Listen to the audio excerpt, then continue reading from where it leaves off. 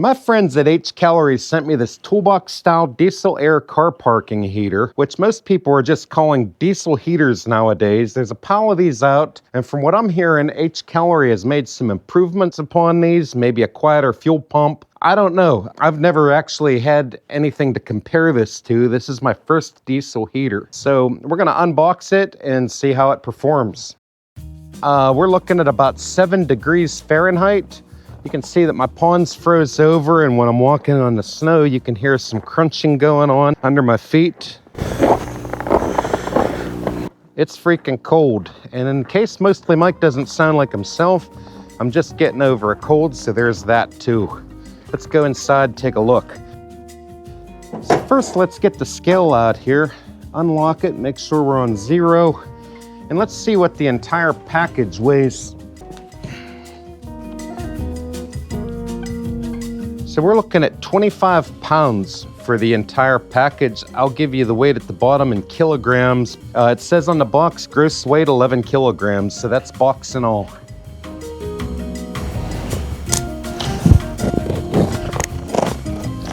I love this knife. All right, so on top we have a box of goodies, as I would expect. There's a user manual written in several different languages, which is quite handy to have. This is the heater itself, and as you can see, you pick it up like a suitcase or a toolbox. And it opens sort of like a toolbox, and you have, ooh, there's the remote inside. Now I did do some reading up on these remotes. The remote acts as a remote CO monitor. I was gonna say CO2, but it's actually CO is carbon monoxide. And it also acts as a remote thermostat, and you can use it to set your thermostat on the unit, and you can use it to check your ambient temperatures and whatnots. I'm told that this holds approximately 6 liters, and these lines here are made out of the new high-tech stuff that fuel supposedly doesn't eat quite as easy. I see you have kind of a fuse in here. They have the exhaust taped up, kind of a nice feature. I guess it's a safety feature. Down underneath is your fuel pump. And these are notorious for going tick, tick, tick. Everybody that's ever used one of these heaters, that seems to be their biggest complaint. And from what I'm gathering, H Calorie has kind of alleviated that. And supposedly this thing does not tick while it is running.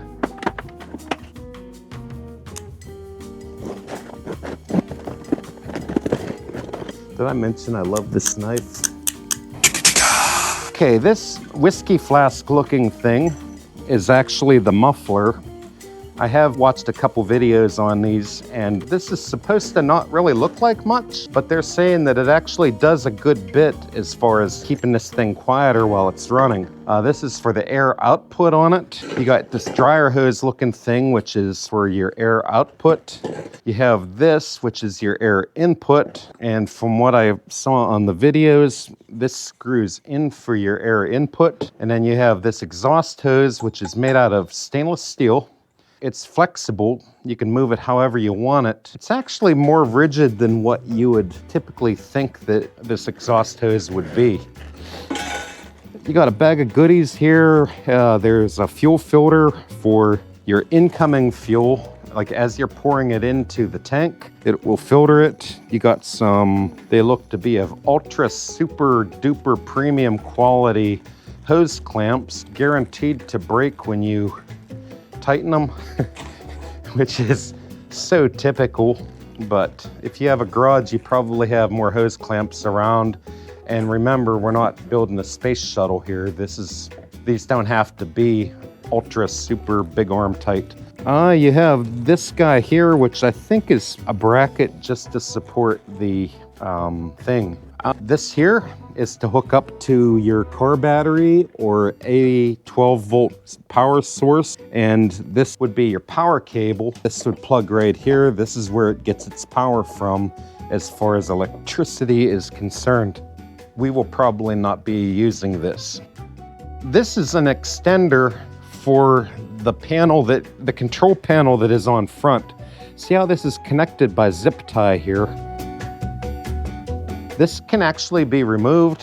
One of the ends of this plugs into that, and the other end, if you get inside here, plugs into one of these wiring harnesses. It would be this guy right here that this plugs into, and you can extend this and mount it on the wall or whatever. Going back to our box of goodies, last but not least, we have our 12-volt power source to run our H Calory Diesel Heater. You plug it into a standard 120-volt 3-prong socket, and out comes your 12-volt power to our Toolbox heater. And that's pretty much it for what comes with. Let's get this thing put together and try it out. Now, the only tool that you should need, as far as I can see, to put this thing together is going to be a Phillips screwdriver, unless you need more tools. So I'm going to play a game of let's see how far we can go without any instructions. So for starters, I got the exhaust hose, and I'm going to straighten her out. Why? Well, because I'm going to stick a hose clamp on here, or some people may call them a band clamp. And this one time at band clamp,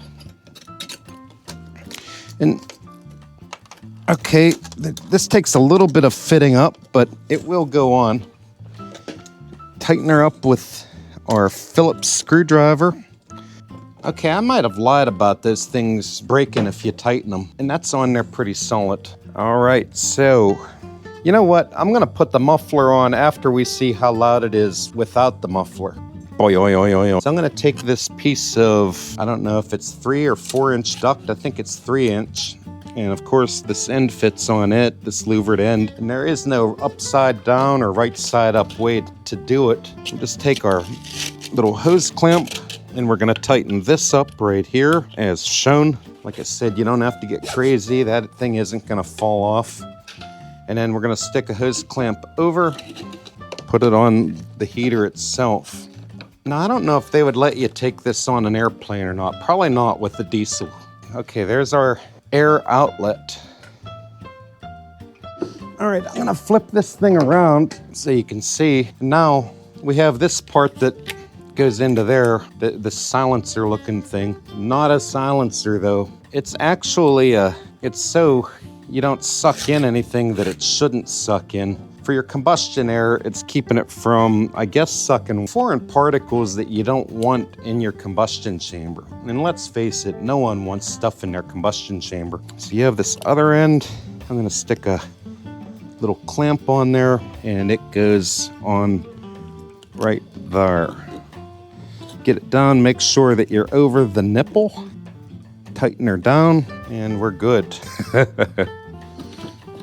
Take our fuel cap off, and this little fuel filter goes in like that. Not bad for no instructions. We're gonna unleash our power cords from the supplied 12 volt. Your situation may vary where you might wanna run it off of your 12 volt vehicle power. And we plug this, oh, it's an uppie, so it points up. All we have to do now is put some fuel in her and hook it up. So this bag with the little brackets in it, these are made to mount the exhaust hose. I looked in the manual, and from what I can see, the installation diagram, they're showing those brackets in the picture, which I'm assuming that if you're gonna run it like along a wall before it goes through a bulkhead outside so you don't catch your wall on fire, that is what those are for, to keep it off of the wood or the plastic, what have you. So now let's put some fuel in this thing and see how it does. Now, I'm not using diesel in this, I'm using kerosene. Now, diesel has lubricating properties. Kerosene is a little more highly refined. They refer to it as a jet fuel, and it doesn't have the lubrication qualities. They say if you run this for several years that the pump could prematurely wear as compared to using diesel fuel. I think kerosene burns cleaner, even though you're not supposed to vent this into the building itself. This is an 8,000 BTU max heater, and I have these torpedo heaters, and that one is a 215,000 BTU, and it's running into the open air. That, like they say, don't do as I do, do as I say. I'm not saying that you should run this in a closed area. It's what I'm doing for the sake of this video, and if something happens to me, we can say that we dedicated to science. I'm gonna try using this little battery-powered pump here. Well, guess what? All right, we're not gonna use this pump to do this. So I'm gonna set this down on the floor. Now this is a different style of pump. It's like a siphon pump.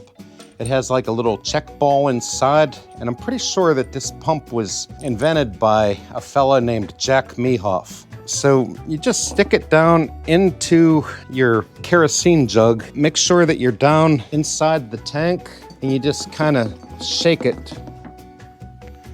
And we got kerosene, flowing in. And I'm only gonna fill this up part way. We don't need a lot to do this test.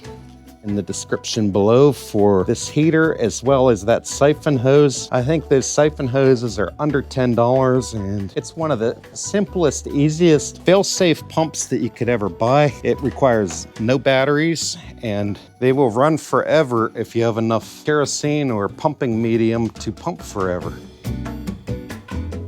This thing, I'm gonna just plug it into a standard 3-prong 20 amp receptacle. 15 amp will probably do. I don't think these require a whole lot of power. I don't know. Here's the power button. See if any lights come on.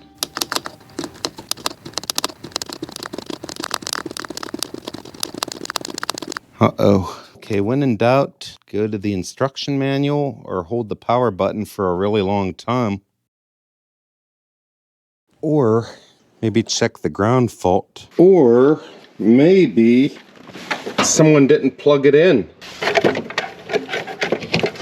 Let's try it now. Oh my. You can fuel that H Calory all night long.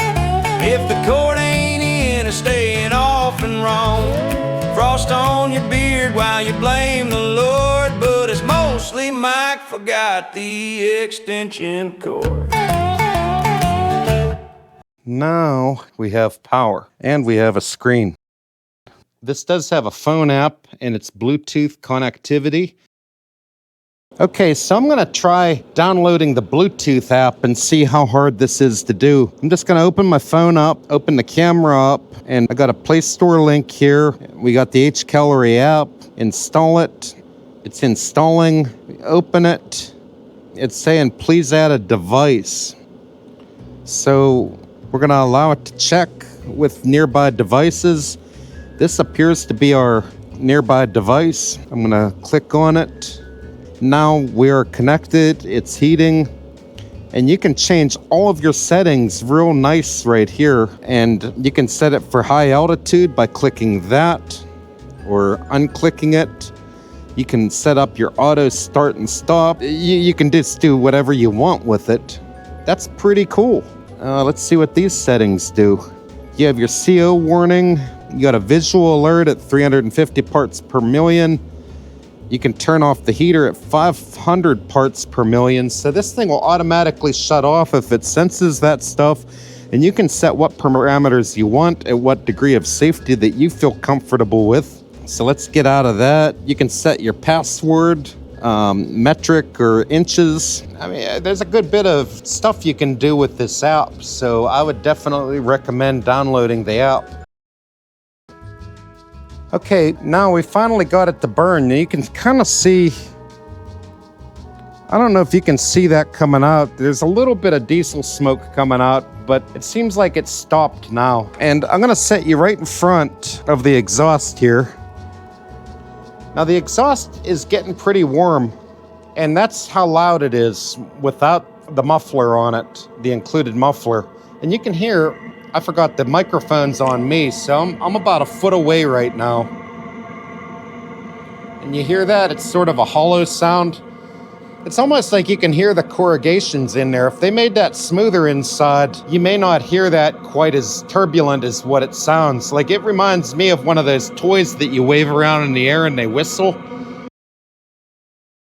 Let's see what the muffler actually does if we install it here. You can see that there's water condensing on the bench here. I think it's because it's probably in the 30s in this room here, if it's even that warm, and that's condensation coming up out of my metal workbench. Word to the wise, this thing, don't grab it while you're running this thing and while there's heat coming, because you're gonna be in for a surprise. Again, don't do as I do. Be careful if you're doing this while the heater is running. But man, that just silenced it down big time. And if I can do this without like burning my fingers off, I'm gonna install this muffler. Okay, now the trick is grab this part until it gets super hot and you can't touch it anymore, because that part is already getting pretty freaking warm. And our muffler is installed right now.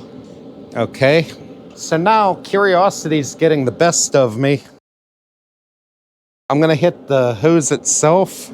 Now we're talking 141, 142, and that's about what it felt like when it scorched my flesh, was about 142-ish degrees. Now, coming over to this side, I'm gonna shine it inside here. And we got 143 degree air coming out of here. And it feels notably warm. And I mean, I have the microphone right at the airflow coming out. I don't know if you can hear me over it or not, but it's not that loud. I mean, I'm talking while we're doing this, and it seems to be doing a pretty good job of muffling everything. I'll tell you what, this is actually a pretty nice heater. As far as the air intake of the machine goes, we're looking at 35 degrees. The air coming out, we're at 185 degrees right now, which is pretty damn warm. I'm gonna go over just a couple things that I've seen on the screen here. If you push any button, it will actually turn the screen back on. I still don't know what that 0.3 km means on there. I'm gonna try to find that out, but there is a clock that you can set. If I move that little zip tie over, it's saying 0100. I'm assuming that can be adjusted, and I think you have automatic on, automatic off settings. If you hold the setting gear button on, you can switch from constant mode to manual mode. Now, constant mode, I think, is given constant heat at H5. You might be able to even adjust what that is, but it just stays the way that it is. If you hold the gear button in, you have this manual mode, which you can adjust the thermostat, and you can see it added that little temperature thermometer type thing, and you can back off or raise your degrees that way. And there is a pile of things that this thing will do. I'm not going to get into all that. We'll be here all night. So you got this little remote that has this little chain with a clip on it, and on the side you have this red button that turns it on. It's got a backlit display. It has its own carbon monoxide detector on it, its own temperature detector, and I think, yeah, you can use this to control it from wherever, and wherever this happens to be is going to be the temperature that it will run off of. Where it's reading temperature from, you could make it maybe read from here to here. I'm not sure. I'm gonna have to look that up. And you could do all of the same settings as you do on this screen. So I was gonna go over a lot of the settings on here, but I don't know them myself, and there's actually a lot to learn depending on what your interests are. Like, I don't need it to come on and off at certain times, but you have a book that it has just literally a million settings, and then you have your troubleshooting guide. So I guess this is the part where I can tell what I like or dislike about this unit.